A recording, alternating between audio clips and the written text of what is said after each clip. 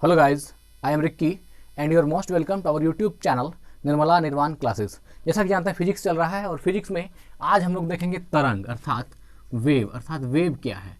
आज एक नया चैप्टर स्टार्ट होगी जिसका नाम होगा वेव अर्थात तरंग क्या है। तो इसमें हम लोग तरंग के बारे में देखेंगे, तरंग को क्या कहते हैं, तरंग को कितने बारे में बांटा गया है और जो अलग अलग वेव है उसके क्या क्या प्रॉपर्टीज़ हैं, क्या क्या गुण हैं, इन चीज़ों को पढ़ेंगे। तो एक और साउंड भी है, ऑप्टिक्स भी है, ये सब प्रकाश भी है, ये सभी क्या है, एक तरंग है, एक वेव है। तो इस चीज़ को हम लोग अच्छे से पढ़ेंगे। तो सबसे पहले समझेंगे कि वेव क्या है। जैसा कि चैप्टर का नेम ही हमारा वेव है ना, चैप्टर का नाम ही हमारा तरंग है। तो तरंग को समझेंगे कि तरंग क्या होता है। तो एक तरह से जो हमारे मुंह से साउंड निकलती है, ऐसा माना जाता है कि हम जो भी बातें बोलते हैं और आप उसको सुन रहे हैं, अर्थात मुंह से बोलना और कान में ऐसा एक्सेप्टर है जो कि जो ध्वनि कही गई उसको एक्सेप्ट करती है और इस प्रकार एक सुनने की प्रक्रिया पूरी होती है। ऐसे अगर उसमें आगे बढ़े तो एक बात ये भी होता है कि एक माइंड भी है। अगर चूंकि सिर्फ बोल देने से कोई नहीं सुनता है, मस्तिष्क का, मन का वहाँ पर होना भी जरूरी होता है। ऐसे आप अगर कोई काम कर रहे हैं और बीच में कोई आवाज़ आती है तो आप नहीं सुन पाते हैं।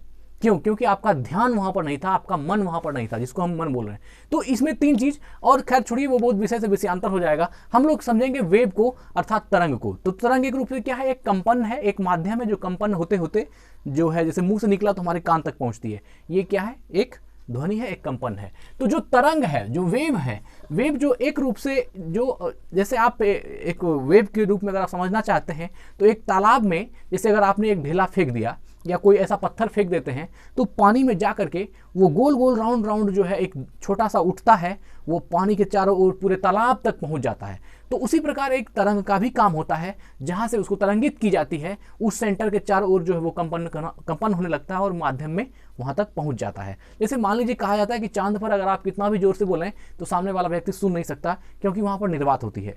तो वेव को गमन होने के लिए, वेव को कहीं से एक स्थान से दूसरे स्थान तक पहुंचने के लिए जो है एक परिवेश की जरूरत होती है, एक सराउंडिंग की, एक वातावरण की आवश्यकता होती है। अगर निर्वात कर रहे हैं तो वो नहीं पहुंचती है। लेकिन कुछ वेव है जिसको आगे हम लोग पढ़ेंगे कि वो निर्वात में भी गमन कर सकती है। कुछ वेव ऐसे हैं जो निर्वात में भी गमन करती है, वैक्यूम में भी गमन करती है। और जो वेव हम लोग जो जैसे साउंड है, ऑप्टिक्स है, ये सभी क्या है, तो एक परिवेश में, एक वातावरण में ही गमन करती है। तो दोनों को ही हम लोग देखेंगे। सबसे पहले तरंग है, और तरंग को दो पार्ट में बांटा गया है। एक है यांत्रिक तरंग और एक है अयांत्रिक तरंग। तो वेव को कितने पार्ट में बांटा गया? दो पार्ट में, है ना। तरंग को, दुनिया में जितनी भी तरंगे हैं उसको दो टाइप में विभाजित की गई है। एक है जो यांत्रिक तरंग आपका मैकेनिकल वेव है और दूसरा है नॉन मैकेनिकल वेव। तो मैकेनिकल वेव क्या है और नॉन मैकेनिकल वेव क्या है, दोनों को समझेंगे। अर्थात यांत्रिक वेव क्या है या अयांत्रिक तरंग क्या है। एक बात जान लीजिए, अयांत्रिक तरंग का ही दूसरा नाम है विद्युत चुंबकीय तरंग, अर्थात इलेक्ट्रोमैग्नेटिक वेव। तो कहीं इलेक्ट्रोमैग्नेटिक वेव कहे या कहीं नॉन मैकेनिकल वेव कहे, दोनों एक ही बात है। मतलब अयांत्रिक तरंग की बात हो या विद्युत चुंबकीय तरंग की बात हो, दोनों क्या है, एक ही चीज है। और एक तरफ है यांत्रिक तरंग। तो हमने वेव को दो पार्ट में बांट दिया, एक यांत्रिक तरंग में और एक अयांत्रिक तरंग में। अब देखिए, यांत्रिक तरंग किसे कहते हैं और अयांत्रिक तरंग किसे कहते हैं। तो यांत्रिक तरंग वह तरंग होता है जो ठोस, द्रव और गैस में संचरण कर सके। संचरण का अर्थ है गमन कर सके। किसमें किसमें? ठोस में, द्रव में और गैस में, है ना। लिक्विड में, है ना, जैसे ठोस में, सॉलिड में, लिक्विड में और गैस में, तीनों में संचरित होगा तो वह क्या होगा, यांत्रिक तरंग होगा, है ना। जो तरंग ठोस में, द्रव में और गैस में संचरित होता है वह यांत्रिक तरंग है। सॉलिड में, लिक्विड में और गैस में, तीनों में गमन कर सके वह आपका यांत्रिक तरंग होगा। ठीक है, अब यांत्रिक तरंग को यहां रोकते हैं। अब समझते हैं कि अयांत्रिक तरंग क्या है। यांत्रिक तरंग में तो कोई बात नहीं, ठोस में भी गमन कर गया, द्रव में भी वह गमन कर सकता है और गैस में भी गमन कर सकता है, तीनों में गमन कर सकता है, तो वह यांत्रिक तरंग हो गया। दूसरा है जो अयांत्रिक तरंग, इसको समझना है, या अयांत्रिक तरंग का ही दूसरा नाम है विद्युत चुंबकीय तरंग। ठीक है, तो देखिए इसको क्या है, जो निर्वात में भी गमन कर सकती है। अब देखिए, जो निर्वात में गमन कर सकती है, निर्वात में जो यांत्रिक तरंगे हैं यह गमन नहीं कर सकती, लेकिन निर्वात में गमन कर सकती है। कौन? अयांत्रिक तरंग, है ना। अर्थात मैकेनिकल वेव, है ना, मैकेनिकल वेव वैक्यूम में गमन नहीं कर सकती, संचरित नहीं हो सकती, लेकिन जो निर्वात में गमन होने वाली तरंगे हैं वह अयांत्रिक तरंग है, अर्थात नॉन मैकेनिकल वेव या इलेक्ट्रोमैग्नेटिक वेव है। तो जो निर्वात में भी गमन कर सकती है वह अयांत्रिक तरंग है। इसकी चाल प्रकाश के चाल के बराबर होती है। तो विद्युत चुंबकीय तरंग कहें या अयांत्रिक तरंग कहें, इस तरंग की जो चाल होती है वह प्रकाश के चाल के बराबर होती है। अर्थात प्रकाश की चाल होती है 3 × 10⁸ मीटर पर सेकेंड, ये हम लोग जानते हैं। तो विद्युत चुंबकीय तरंग जो है उसकी भी चाल होती है 3 × 10⁸ मीटर पर सेकेंड, अर्थात की प्रकाश के चाल के बराबर। तो क्या कहा, जो निर्वात में गमन कर सकती है, जिसकी चाल प्रकाश के चाल के बराबर होती है, और सभी विद्युत चुंबकीय तरंगें फोटोन की बनी होती है। दुनिया में जितनी भी विद्युत चुंबकीय तरंगें हैं, इलेक्ट्रोमैग्नेटिक वेव है, वो किसकी बनी होती है, तो वो फोटोन की बनी होती है ना। विद्युत चुंबकीय तरंग किसकी बनी होती है, फोटोन की बनी होती है, या फिर अयांत्रिक तरंगें क्या होती है, फोटोन की बनी होती है।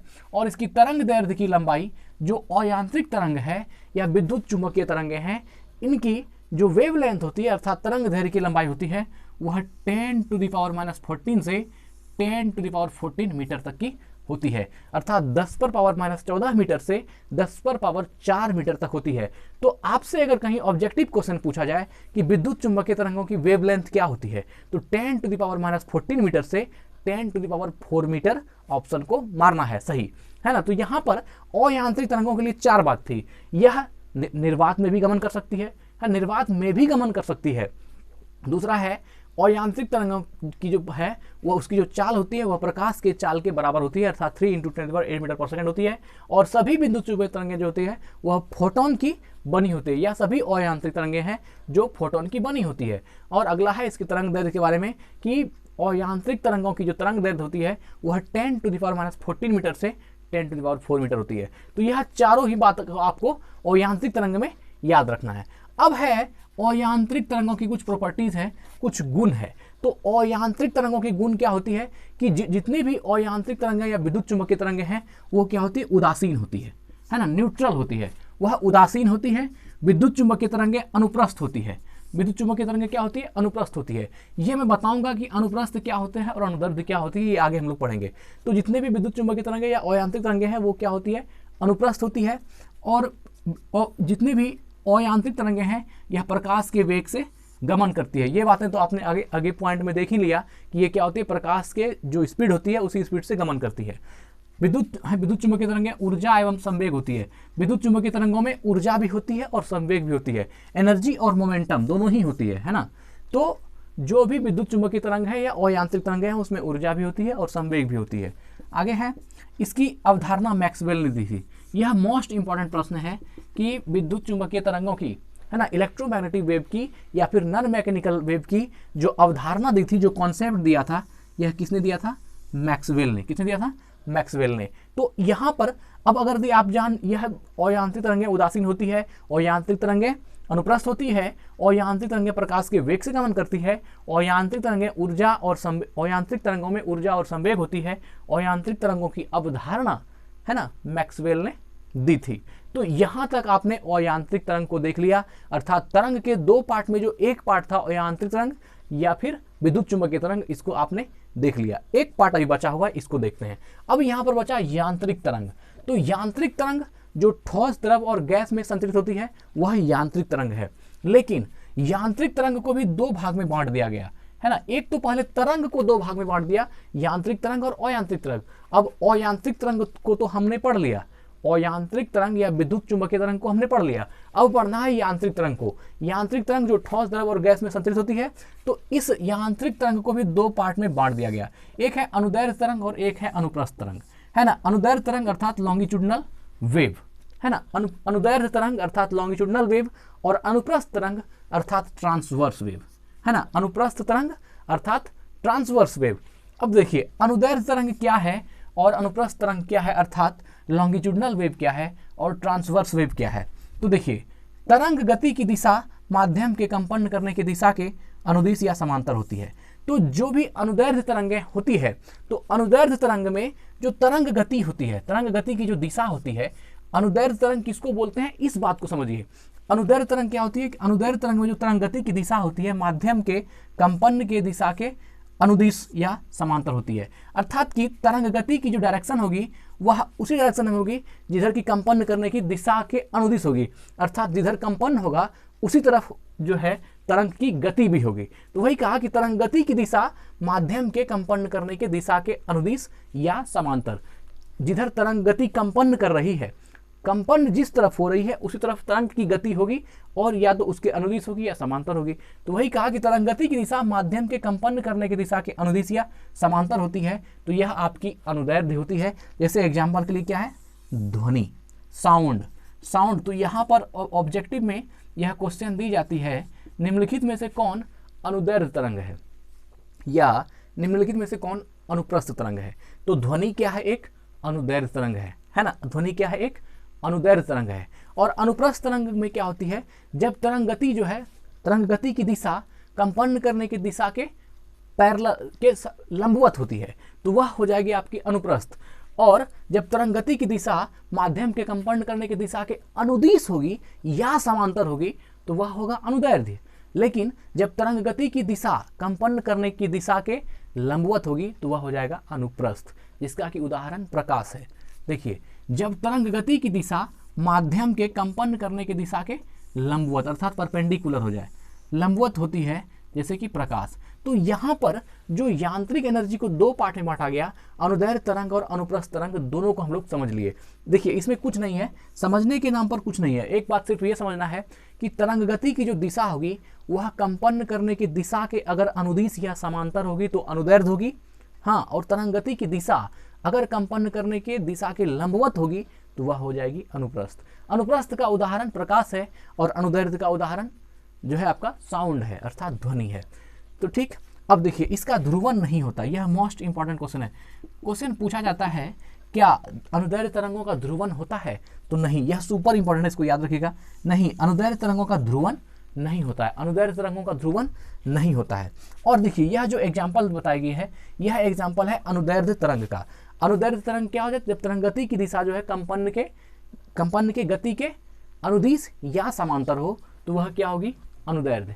ठीक है, तो अनुदैर्ध्य का देखिए यहाँ क्या है, यह जो आप फिगर देख पा रहे होंगे, यहाँ पर ये घना है तो ये संपीड़न है, और यहाँ फैला हुआ है तो यह विरलन है, फिर संपीड़न, फिर विरलन। तो एक विरलन से दूसरे विरलन, जो यहाँ से ये विरलन स्टार्ट हुई और यहाँ से ये विरलन, इसके बीच की दूरी क्या होती है, एक लैम्डा होती है। या फिर एक संपीड़न, जो यहाँ संपीड़ित है और जो यहाँ संपीड़ित है। संपीड़ित का अर्थ जहाँ की घना घना है, मीडियम, यह जो यहाँ पर तरंगें घनी घनी है तो इसको हम लोग संपीड़न बोलते हैं। यहाँ पर तरंगें दूर दूर है तो इसको हम लोग विरलन कहते हैं। तो एक विरलन से अगले विरलन तक की दूरी को लैम्डा बोलते हैं, और यहाँ भी एक संपीड़न से अगले संपीड़न के बीच की दूरी को भी लैम्डा बोलते हैं। तो यह जो था आपका अनुदैर्ध्य तरंग था। और ये अब देखते हैं अनुप्रस्थ तरंग को। ये इसका ग्राफ था, किसका, अनुदैर्ध्य तरंग का, अर्थात साउंड का ग्राफ था। अब देखेंगे अनुप्रस्थ तरंग का, जब तरंग गति की दिशा माध्यम के कंपन करने की दिशा के लंबवत होती है, अर्थात प्रकाश। प्रकाश क्या है, तो आपसे पूछा जाएगा निम्नलिखित में से कौन सा है जो अनुप्रस्थ तरंग का उदाहरण है। तो प्रकाश क्या है, अनुप्रस्थ का उदाहरण है ना। अनुप्रस्थ अर्थात ट्रांसवर्स वेव का उदाहरण कौन है, लाइट है। तो यह भी ध्यान में रखना है। और यह जो डायग्राम बना हुआ है, यह आपका अनुप्रस्थ तरंग का डायग्राम है। इसमें क्या होता है, जो सबसे नीचे वाला, यह जो इस तरह की संरचना है, इसमें आप देखेंगे यह जो ऐसे है, तो फिर आगे चल करके जो यह ऐसे रचना है, तो जो सबसे नीचे वाला पॉइंट है और जो यहाँ सबसे ऊपर वाला पॉइंट है, इसको समझिएगा। यहाँ सबसे ऊपर पॉइंट को श्रिंग बोलते हैं, इस पॉइंट को क्या बोलते हैं, श्रिंग। यह एक श्रिंग है और यह एक गर्त है। जो सबसे नीचे की पॉइंट होती है, ये जो पॉइंट है, ये गर्त है। तो श्रिंग और गर्त, और यह जो श्रिंग की बिंदु है, जो ये जो लाइन आप देख पा रहे हैं, इस तरह की जो बीच की दूरी है, इसको बोलते हैं आयाम, मॉड्यूलेशन। इसको क्या बोलते हैं, एक मॉड्यूलेशन। तो यहाँ पर आप देखिए, एक श्रिंग, जो सबसे पीक पॉइंट हुआ श्रिंग, सबसे ऊंचाई पर पॉइंट हुआ पॉजिटिव में यह श्रिंग, और नेगेटिव में सबसे जो नीचे चला गया वह हो गया गर्त। तो यह श्रिंग, गर्त, और ये बीच वाली जो ये डिस्टेंस होती है यहाँ से यहाँ तक, इसको बोलते हैं हम लोग आयाम। यह जो है ए जिससे डिनोट किया गया है, इस ए को बोलते हैं आयाम। तो यह हो गया आयाम। तो प्रकाश किसका उदाहरण है, अनुप्रस्थ तरंग का। और ध्वनि किसकी उदाहरण है, तो अनुदैर्ध्य तरंग का। तो अब यहाँ पर जो है इसका ग्राफ भी हम लोग देख लिए, तो हमको लगता है कि यह जो है कंप्लीट हो जाएगी आपकी, और इसमें कहीं कोई दिक्कत नहीं होगा। फिर मिलते हैं अगली वीडियो में अगले टॉपिक के साथ। धन्यवाद, स्वस्थ रहें, अपना ख्याल रखें। Thank you.